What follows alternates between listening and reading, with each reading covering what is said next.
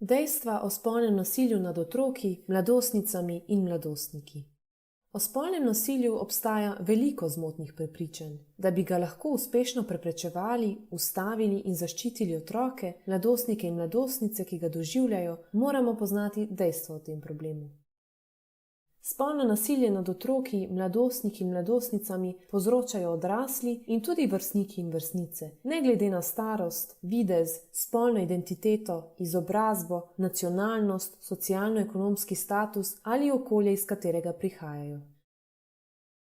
Žrtve spolnega nasilja so tako dekleta kot fantje. Žrtve spolnega nasilja so sicer v največjem številu primerov dekleta in ženske. V večini primerov spolno nasilje povzročajo osebe, ki jih žrtve poznajo. Spolno nasilje lahko otroci, mladostnice in mladostniki doživijo doma, v šoli oziroma v okoljih, kjer preživijo veliko časa. Spolno nasilje lahko mladi doživijo tudi v partnerski zvezi.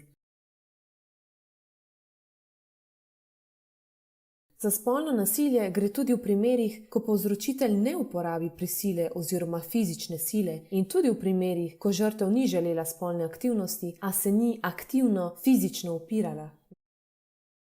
Velikokrat je za žrtve v trenutku napada varneje, če se ne upirajo, kar pa ne pomeni, da so na nasilje ali zlorabo pristale.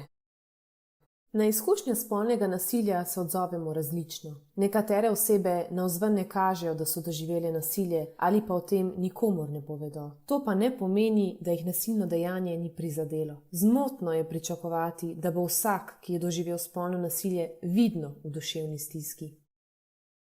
Vsak ima pravico odločati o svojem telesu in o svojih spolnih aktivnostih. Nikomur ni potrebno početi ničesar, česar si ne želi. Vsak si lahko kadarkoli premisli, na primer tudi med samim spolnim odnosom, čeprav je enkrat prej morda že pristal na spolno aktivnost s to osebo.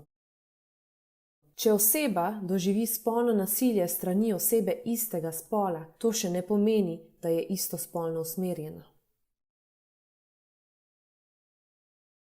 Za spolno nasilje je vedno odgovoren tisti, ki ga povzroča. Če je dekle, na primer, oblečeno v tesna, kratka oblačila, ni odgovorno za to, če je deležno žaljivih komentarjev, neželenih dotikov ali če je posiljeno. Odgovorno je samo za svoj način oblačenja in svoje vedenje. To je sicer lahko tvegano, a nikakor ni vzrok, da oseba doživi spolno nasilje. Večino primerov spolnega nasilja žrtve ali drugi ljudje, ki vedo za nasilje, ne prijavijo policiji. Otroci, mladostnice in mladostniki o izkušnjah spolnega nasilja pogosto ne povedo nikomur. Osebam, ki so doživele spolno nasilje, se še vedno pogosto ne verjame.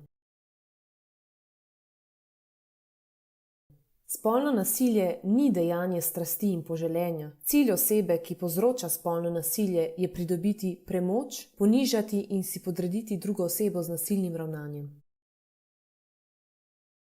Osebe, ki doživijo spolno nasilje, v tem ne uživajo. Telo se lahko odzove, tudi če si oseba dotikov ne želi ali je vanje prisiljena, kar pa ne pomeni, da oseba v nasilju uživa ali da je na nasilje pristala.